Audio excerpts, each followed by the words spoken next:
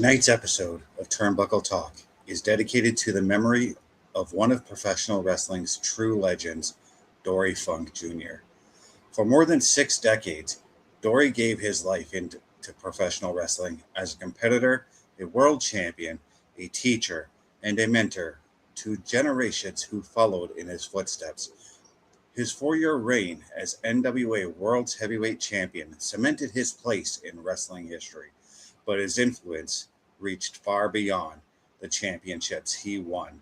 The Funk name will forever hold a special place in this industry, and Dory Funk Jr.'s contributions to professional wrestling will never be forgotten.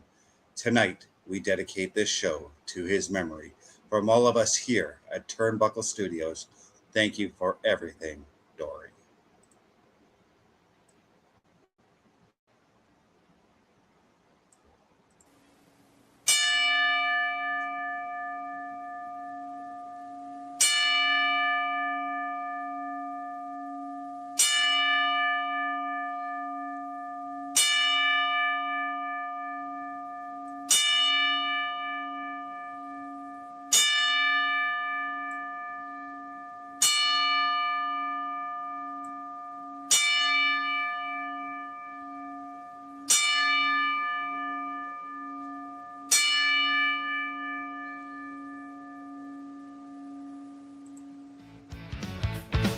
Step into the ring, the bell's about to chime. Turnbuckle Talk, we're here to shine.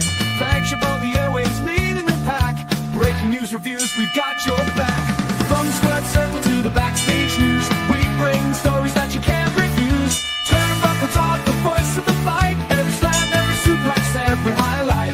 Tune in weekly, don't miss a beat. For the latest in wrestling, we bring the heat. From AEW to WWE, we cover it all from A to Z. Interviews, insights, and match reviews. If it's wrestling news, we've got the clues. From the squared circle to the backstage news, we bring the stories that you can't refuse. Turnbuckle Talk, the voice of the fight. Every slam, every suplex, every highlight. Tune in weekly, don't miss a beat. For the latest in wrestling, we bring the heat.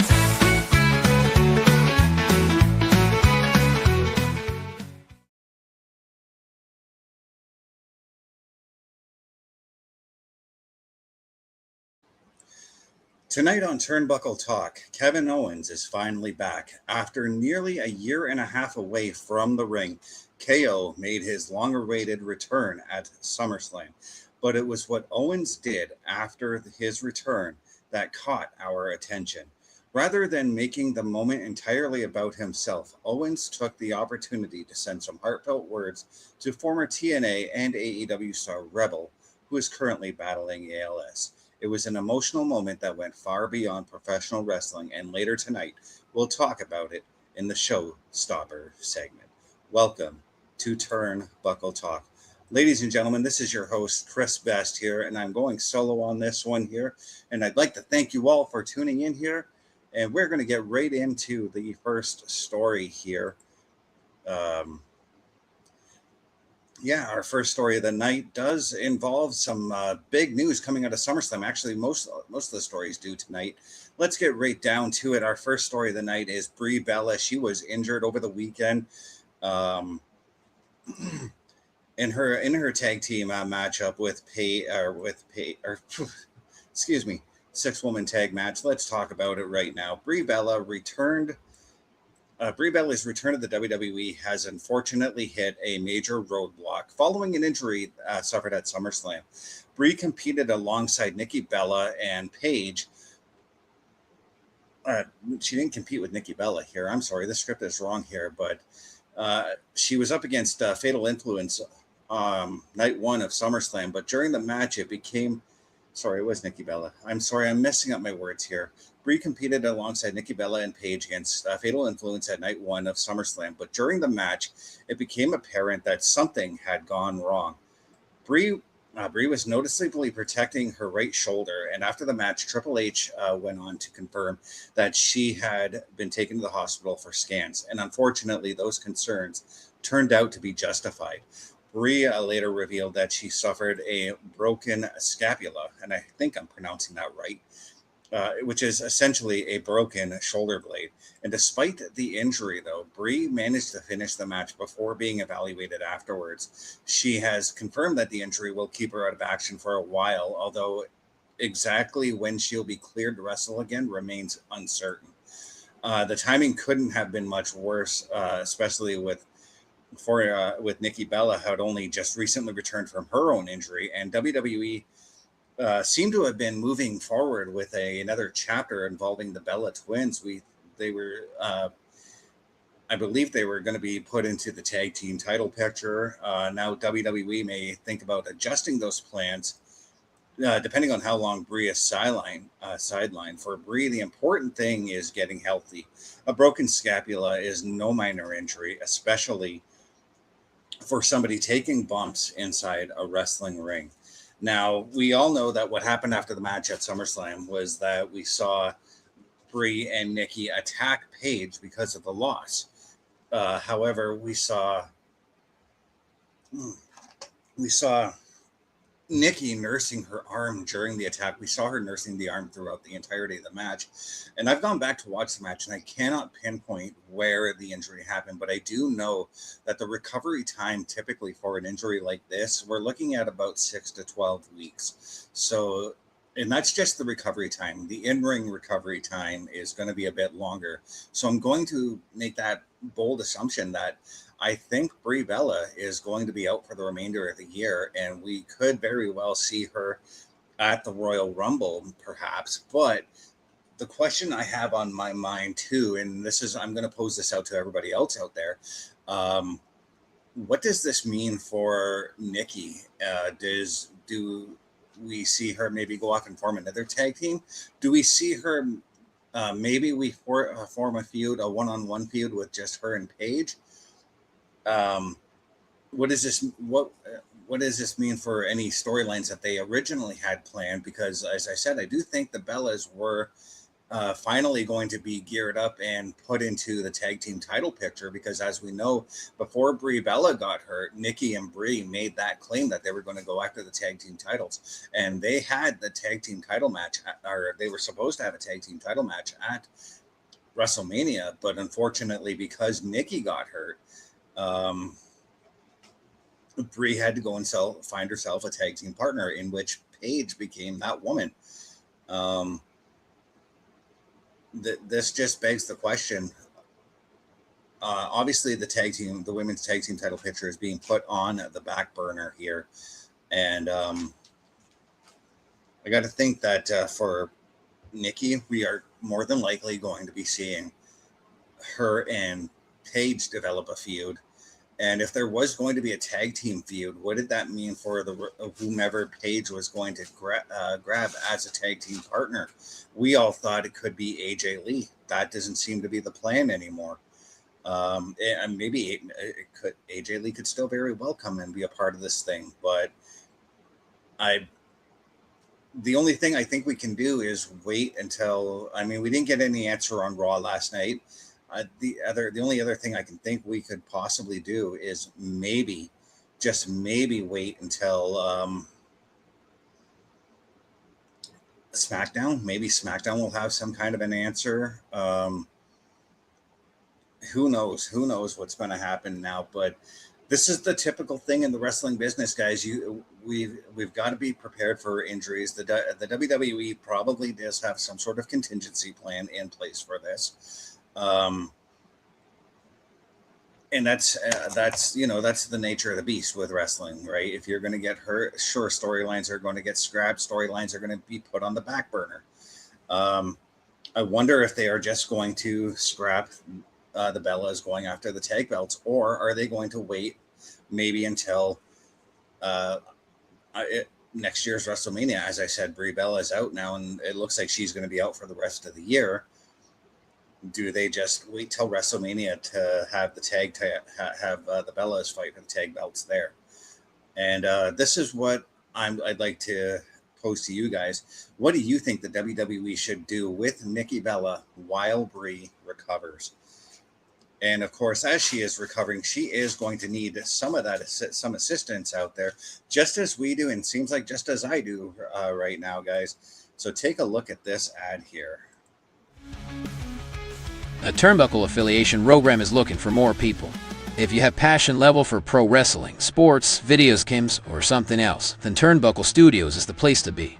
If you have ever wanted to pursue content creation and want to join our team, then we would love to have you. Check out turnbucklestudios.org or contact us by email today because your future is now, and we want you to tap in.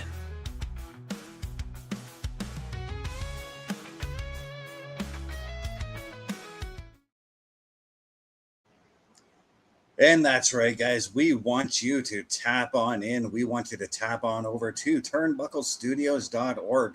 And we would love for you guys to click that join button, fill out that application, and it'll be sent off to us for us to take a look at. It is turnbucklestudios.org/join. Go ahead and click that if you want to join the Turnbuckle Affiliation Program. We've got more big stories coming out of SummerSlam. Just as I said, this is a very SummerSlam-centric show tonight. The next big story is the next big thing has now become the past big thing. Brock Lesnar, guys, has announced his retirement. This is the end of an era, the end of the Beast Incarnate. And as it says, it appears as one of the most dominant careers in professional wrestling history has officially reached its conclusion. Brock Lesnar himself has stated he is retired. Following his loss at to Obafemi at SummerSlam, Lesnar appeared on the Pat McAfee show and confirmed that his match with Femi was his final professional wrestling match. If this is really the end, and with professional wrestling, you always have to leave yourself a little room when somebody uses the word retirement, Brock Lesnar would leave behind one heck of a resume. And let's go over Brock Lesnar's career briefly here, as Lesnar arrived on WWE television in 2002 and almost immediately became one of the company's top stars. At only 25 years old, he defeated The Rock at SummerSlam in 2002 to become the WWE champion.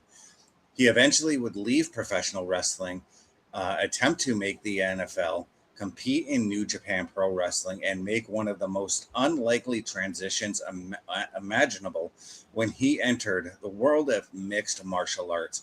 And he didn't simply compete in the UFC. Brock Lesnar became the UFC heavyweight champion. And this was after, I believe it was 2 fights he had. Then he would go on and have a pretty dominant run there. And then towards the end, he did peter out a little bit towards the end of his UFC career. But then came his return in 2012, beginning another lengthy run that included multiple world championships and perhaps the most shocking victory of his career when he ended The Undertaker's undefeated WrestleMania streak at WrestleMania 30. Brock Lesnar's resume reads like a first ballot Hall of Famer and an only ballot Hall of Famer if they were to put him in the Hall of Fame. Now at 49 years old, Lesnar says he's ready for the next stage of his life. Whether we've truly seen Brock Lesnar wrestle for the final time does remain to be seen. But if we have, there is no denying the impact the Beast Incarnate had on professional wrestling. Where does Brock Lesnar rank amongst the greatest attractions in WWE history? And that's a great question to ask there. We've got somebody coming in saying, "What's up, man? TTV, John Joseph. Glad to have you here. We are talking wrestling news here. We're talking the retirement of Brock Lesnar." I kind of expected Brock Lesnar was going to retire at SummerSlam, but I thought he was going to do the whole, leave the glove and boots thing off in the ring. And I know he did that at SummerSlam. Excuse me one moment. I know he did that at WrestleMania. But then he came back and had the 2 more matches with Obafemi. And the way he worded everything to Obafemi about how he is the past, about how Brock Lesnar is the past and Obafemi is the future, that to me also said that that was paying respect to Obafemi and what he has done in the ring thus far, and that how Oba is a star in the making. Brock Lesnar is that was Brock Lesnar passing the torch. That was Brock Lesnar riding off into the sunset finally and just calling it a night on his career. It's a fantastic career. And you know what? We're going to take a couple minutes. We're going to talk about some of the favorite. I'm going to talk about some of my favorite moments of Brock Lesnar's career. I would have to go with, I'm going to look at during his return run from 2012 to till now. The match with Goldberg, I believe it was at Survivor Series. I think it was 2016, where all it was Goldberg runs in, dominates Lesnar. I loved that. That was a huge step up from their match at WrestleMania 20, because their match at WrestleMania 20 wasn't exactly the best. We all knew at that time that both Lesnar and Goldberg were on their way out. And that was sort of, to me, the match in 2016, that was their redemption matchup. And if I'm wrong on the years, I apologize for that one. I know it was at a Survivor Series that it took place. Brock Lesnar, when he won the WWE Championship from The Rock, I think a lot of us had pegged Lesnar to win, to defeat The Rock that night. And just that dominant run he had with the championship from Survivor Series, or from SummerSlam to Survivor Series, especially the matches with The Undertaker. He had one at Unforgiven the following month, in which that ended with Taker going through the stage, to their matchup at No Mercy the following month inside Hell in a Cell, where Brock Lesnar just, both men obliterated each other in that matchup. And the visual of Brock Lesnar standing on top of the cell with the title held high above his head was just spectacular. And then we talk about 2012, and when he returned to have that feud with John Cena, it was something that a lot of us knew was coming. We had all heard about it. There were rumblings about it about a year prior to Brock Lesnar returning. Brock had stated, though, and Brock is sometimes truthful on this, Brock stated in that year that he had no interest. But then I guess the money became right, and Brock Lesnar made that return. And that silence after John Cena finished his promo, and then we see Brock Lesnar's theme play. We see Brock Lesnar guy in the crowd doing the Brock Lesnar taunt. Then we finally see the Beast Incarnate on top of the ring, or on top of the stage, making his way to the ring. The shock, the awe that everybody in the crowd had that night was just palpable. Sitting at home and watching on my screen as Lesnar stared across the ring at John Cena was just phenomenal. And then finally seeing Brock Lesnar hit that F5 on him, and we all knew where we were going. And I believe the pay-per-view that followed was Judgment Day, where Brock Lesnar and John Cena finally had their match. And they had the match, and Brock Lesnar was dominant as can be, only for him to lose that match. And a lot of people were not happy about that one. They all thought it was like the burial of Brock Lesnar for whatever reason. But no, all that did was just make the Beast Incarnate much, much stronger. And of course, we can't talk about Brock Lesnar and him ending the streak of The Undertaker. And I will admit that night, I was not happy about that. I was not happy with Brock Lesnar. I was mad at Brock Lesnar for doing that. I understand why it happened now, but all I've got to say right now is thank you, Brock Lesnar, for everything you have done within the pro wrestling industry. And if this is the end, thank you once again.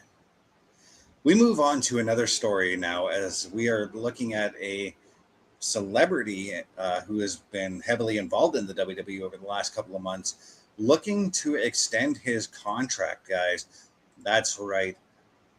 Lil Yachty is reportedly in talks with the WWE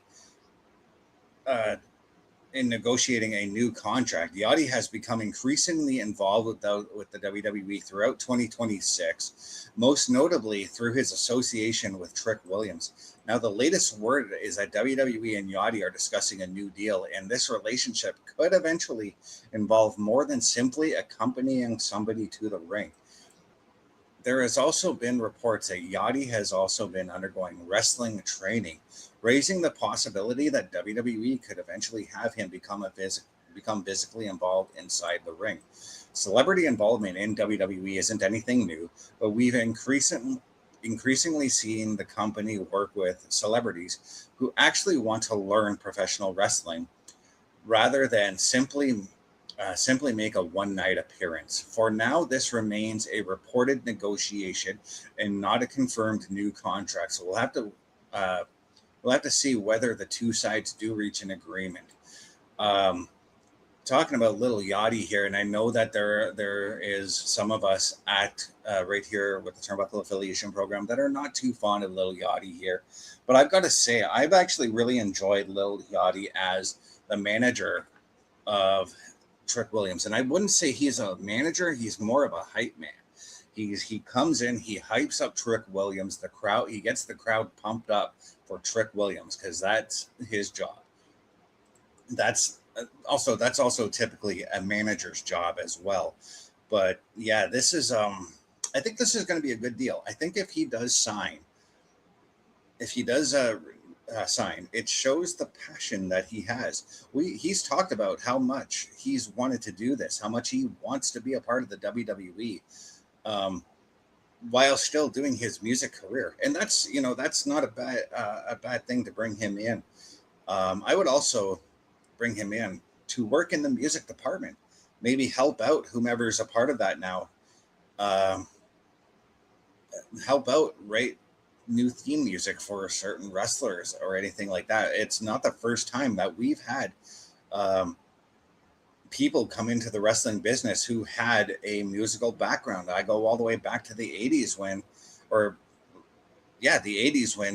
Jimmy Hart came to the WWF in 85, came up through the Memphis territory in the early 80s. I think this is going to be an interesting move if we keep him here. And I'm also curious to see not only does he stick with managing Trick Williams, but as it said there, does he get into the ring? Does he get involved there? Because he's been doing the training there.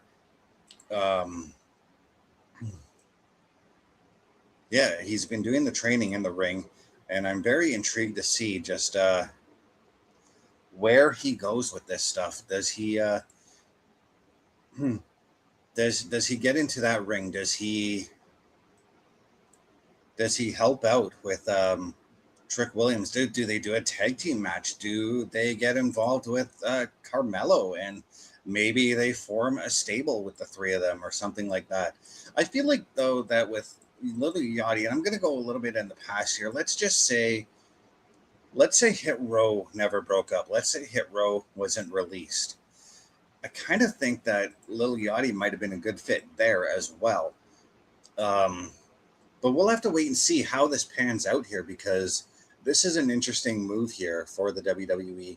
This is a good public move for the WWE as well, because we all know the reach that Little Yachty actually has within the company as well and outside the company. So you know what? I say go for it. I say sign that contract. This guy is showing his interest in the WWE. Why wouldn't you sign this guy? That's what I've got to say about that, guys. And speaking of putting pen to paper, if you use checks to shop with, which not a lot of people do these days, head on over to our shop. But check out this commercial here. The Turnbuckle Studios store is open for you 24 hours a day, 7 days a week. Get the merch and represent the best from the shows you watch on a weekly basis. Multiple styles to choose from with over 10 products available. Don't get left out and pick up all your favorites today. Find us at turnbucklestudios.org. That's right, ladies and gentlemen. If you want to do some shopping, all you got to do is go on over to turnbucklestudios.org, click that shop button. You will be able to shop for any and all kinds of merchandise there. Whether it's something you want from Turnbuckle Talk, it's there for you. Whether it's something you want from the Chris Parrish podcast, it's there for you. Turnbucklestudios.org/shop. That is the place to be. We're going to move away from the WWE for this next story, guys. And this is a story that is developing, and it's a little bit surprising to me because of, one of the women, I thought she was having a great career there. And we're going to talk about Mara Sade and Jody Threat have left TNA. There are more changes happening within the TNA's Knockouts division. TNA has confirmed that Mara Sade and Jody Threat have both departed the company. In the case of Mara Sade, her contract had reportedly expired. Sade, known as Jakara Jackson in WWE NXT, had recently been competing in the Knockouts division, especially in the Knockouts television championship tournament. Because of TNA's taping schedule, fans may still see her on television despite her departure. Where Mara goes next is going to be interesting. A WWE return would obviously generate speculation because of her previous run in NXT, while AEW is another potential landing spot considering her partner, Kevin Knight, currently works there. But at this point, the next move hasn't been quite confirmed. We know that she's also been doing a lot of work on the independent scene, but with Mara, we're going to have to take a wait-and-see approach on where she ends up. But Jody Threat's situation, now that's a little bit different. Threat reportedly requested her release from TNA and has been reporting that she has an interest in wrestling in Japan. She leaves TNA after becoming a two-time Knockouts World Tag Team Champion alongside Dani Luna. Losing two established members of the Knockouts roster simultaneously is noteworthy, and now the question becomes who TNA brings in or elevates to fill those spots. That's where I'm wondering too, because Jody Threat and Mara Sade, they weren't just bit players within the TNA roster. They were a part of some major stuff that was going on over there. We saw, as we've seen, Mara Sade is in the TNA Knockouts television title tournament. Jody Threat, former tag team champion alongside Dani Luna, also had a pretty big angle with their split. There's a part of me that I know Jody has said she wants to go wrestle in Japan. I would love for her to do that. I think she would. I think she would kill it in Stardom or in Marigold at least. I would love to see her also come over to the WWE, and I would love to see her become the babyface powerhouse woman. That maybe somebody like I'm trying to remember her name on the NXT roster there. Give me just one moment here, guys. But yeah, I'd love to see her come in on NXT, develop herself a little bit more. And I know she's been around the ring a little bit. She's got quite the career with her. But I think a run in NXT with her experience could actually help out a lot of the younger roster here.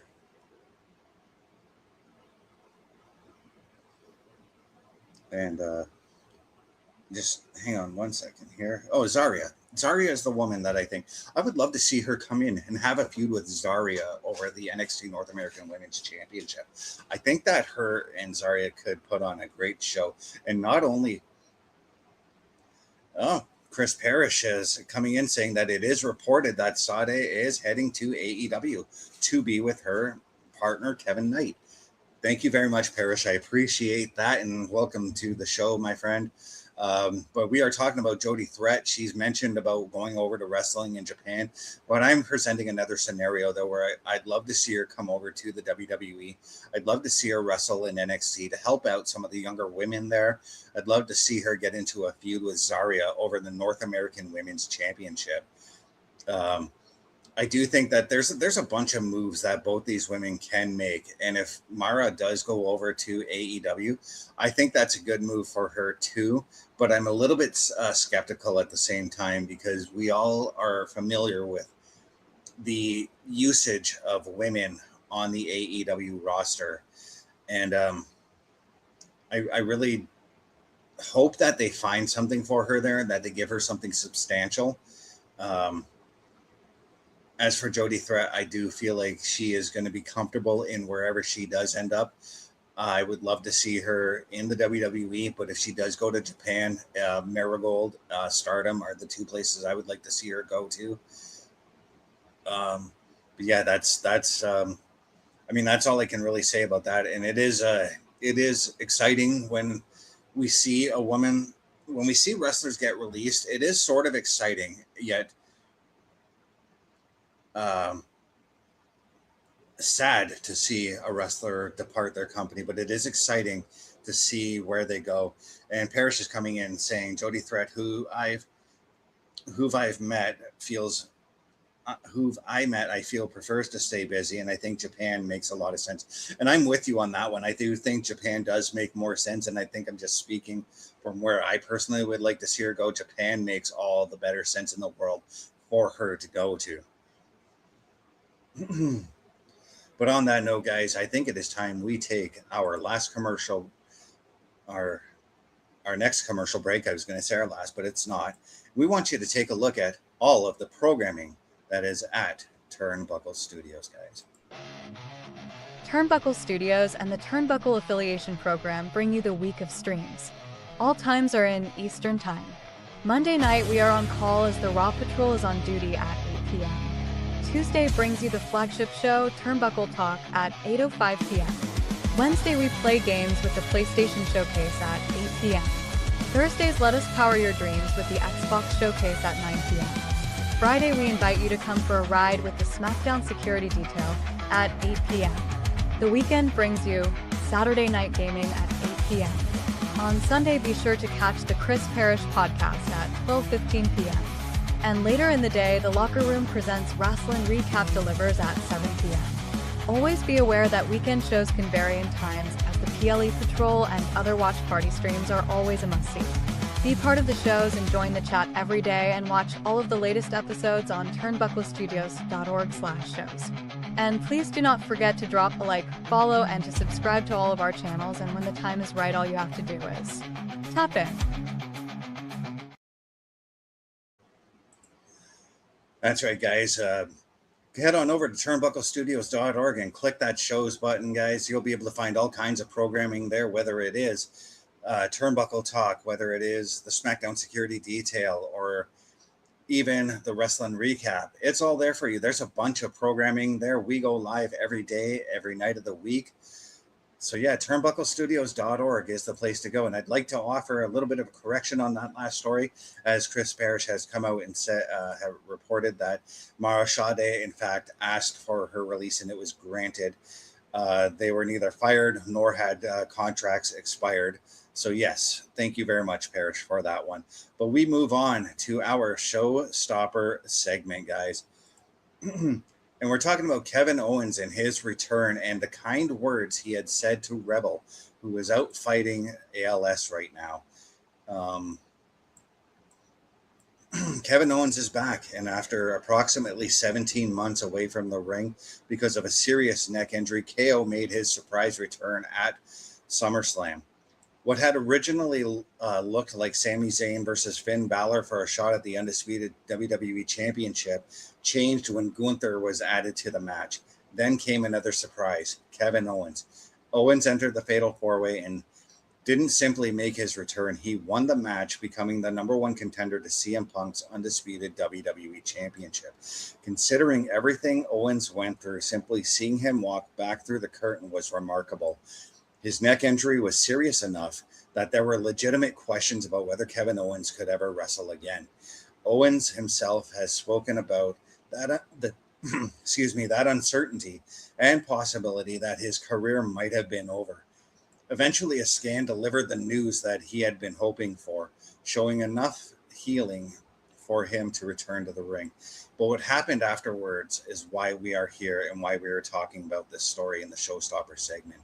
During the SummerSlam post-show, Owens took some of the attention surrounding his own emotional comeback and directed it towards somebody else, Rebel, Tanea Brooks.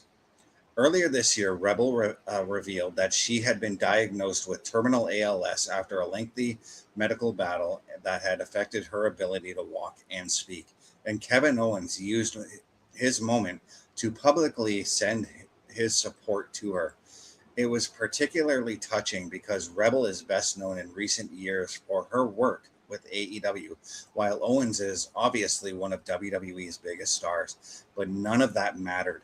No WWE versus AEW, no tribalism, no arguments about ratings, attendance, television deals, or which wrestling company somebody thinks is better. Just one member of the professional wrestling community showing compassion for another human being going through something unimaginably difficult. Owens had just returned from a frightening medical situation of his own. He had accomplished something he wasn't sure he'd ever be physically capable of doing again. He could have made that entire moment about himself. Instead, he reminded everyone watching that sometimes there are things that are simply more important than professional wrestling. Kevin Owens is back, and he's the number one contender for the undisputed WWE Championship. But on a weekend filled with championships, returns, and huge matches, one of the most memorable things KO did happened after the bell had already rung. And yeah, it was a very emotional, very touching situation here. And Chris Parrish is saying it best here. The fact that he uses his platform, the platform now allows him to do so, speaks his mind to talk about others, shows how humble, selfless, and genuine of a human being he is. And you're totally right on that one. And you could see like the tears like welling in his eyes as he said that, as he made those statements and paid his tribute and paid his love and paid his respect to Rebel. Because as we stated when we reported this several weeks ago, we call ourselves brothers in arms in this business, but there are also sisters in arms, and Rebel is definitely one of those sisters in arms here. And if you just give me one more second here, we've got there's actually a response that she had made here, and I'm just going to pull it up here to what she had said to Kevin Owens here.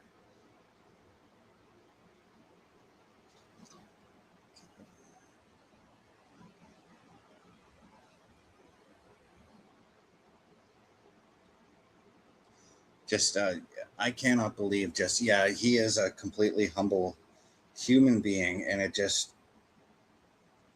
and it was right after a question that was, more about him.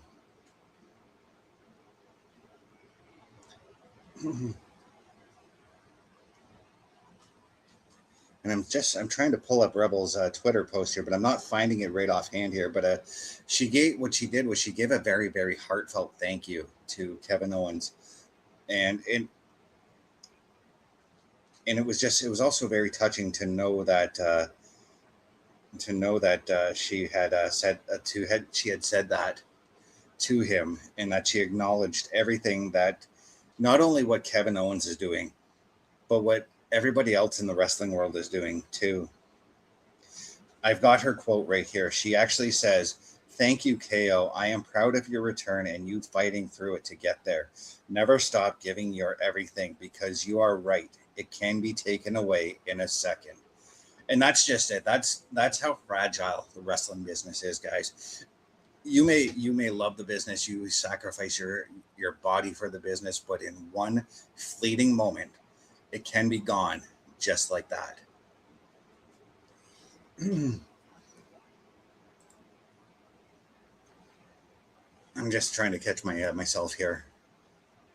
And from all of us here at Turnbuckle Studios, we want to send our love and support to Rebel Tanea Brooks and everyone around her as she does continue her battle with ALS here. And ALS is just, it is not a fun disease, guys. It is not a fun battle. And everybody who is out there supporting her, please keep doing so. And anybody who's just finding out about this, please find your way to support her, whether it's doing the ALS challenge, the Ice Bucket Challenge, whether it is donating to your local ALS charity. Do what you can to help with this fight against ALS. Please. And as we say, guys, as I'm going to say right here, Kevin Owens always says, fight Owens, fight. But I'm going to say, fight, Rebel, fight. So we'll leave you with this question here, guys. With wrestling fans so often divided by company rivalries, how important are moments like this in reminding us that the wrestling community is ultimately one family when it truly matters? Let us know what you think in the comments and join us in sending your love and support for Rebel. And if you enjoyed tonight's Turnbuckle Talk, don't just sit there like you've been hit with a finishing move. Kick out before 3. Hit that like button, subscribe to the channel, turn on notifications so you never miss an episode, and share the show with another wrestling fan. And before we go, guys, I got one more sponsor to talk about. We have ourselves a tag team partner, guys. Turnbuckle Studios and Dubby have teamed up, the only tag partner we need. Grab some Dubby energy and save some cash with it using that promo code TB Studios. And here, I'll just flash that up here on the screen right quick. That's right, guys. Use TB Studios to get yourself 10% off of everything within the store here.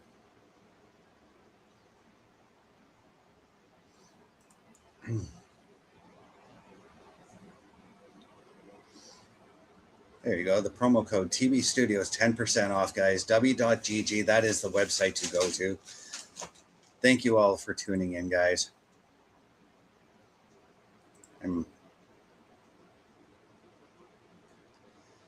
The conversation doesn't end when the bell rings, guys. So tell us what you think about tonight's stories in the comments. For everyone here at Turnbuckle Studios, thank you for joining us. And until next time, keep watching wrestling, keep talking wrestling, and keep tuning into us. And have yourselves a wonderful evening.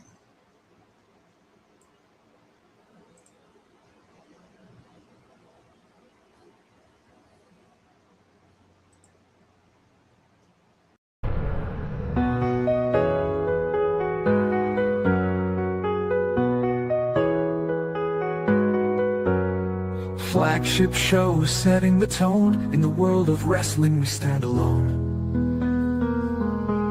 With news and reviews we lead the way. Turnbuckle Talk every day. Turnbuckle Talk every day.